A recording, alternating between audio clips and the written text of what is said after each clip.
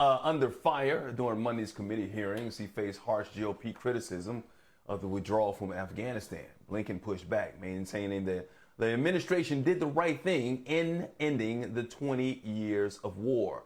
And as our D.C. correspondent Bofta Yimam explains, Blinken kept up the same talking points as the administration. Blame Trump. Good morning, Bofta. Absolutely, pointing the finger there. Good morning to you, Mike, and to everyone at home. Blinken saying yesterday during really a 5-hour hearing where he did receive some of the same questions over and over as expected from the GOP, who were pushing at him for answers and for him to take some blame.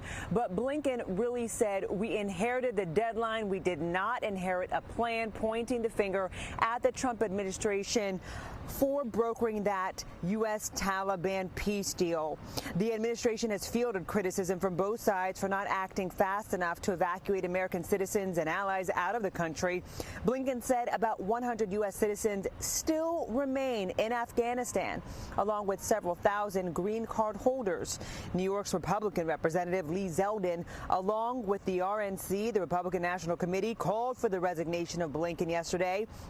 Zeldin says the administration should not have used arbitrary deadlines, but instead told the Taliban that they will leave Afghanistan only after every American is brought home. Democrats also questioned the policies and expressed concern for those left behind in Afghanistan who could face retaliation from the Taliban. Blinken worked to calmly deflect the attacks yesterday that largely focused on unpreparedness. Take a listen here. Even the most pessimistic assessments did not predict that government forces in Kabul would collapse while U.S. forces remained. As General Milley, the chairman of the Joint Chiefs of Staff, has said, nothing I or anyone else saw indicated a collapse of this army and this government in 11 days. Afghanistan is once again a haven for terrorists, and those terrorists now have our weapons and equipment to use against us. There's no evidence that staying longer would have made the Afghan security forces or the Afghan government any more resilient or self-sustaining. If 20 years and hundreds of billions of dollars in support, equipment, and training did not suffice, why would another year, another 5, another 10?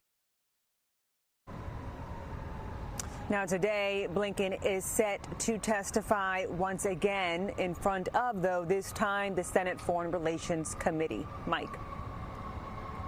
Yeah, both as you mentioned, they got a lot to think about over there, especially the Taliban retaliation and also the financial issues that they're having in the country right now. So talk to me about the humanitarian crisis. Give me an update there. Did Blinken make any promises as far as that's concerned?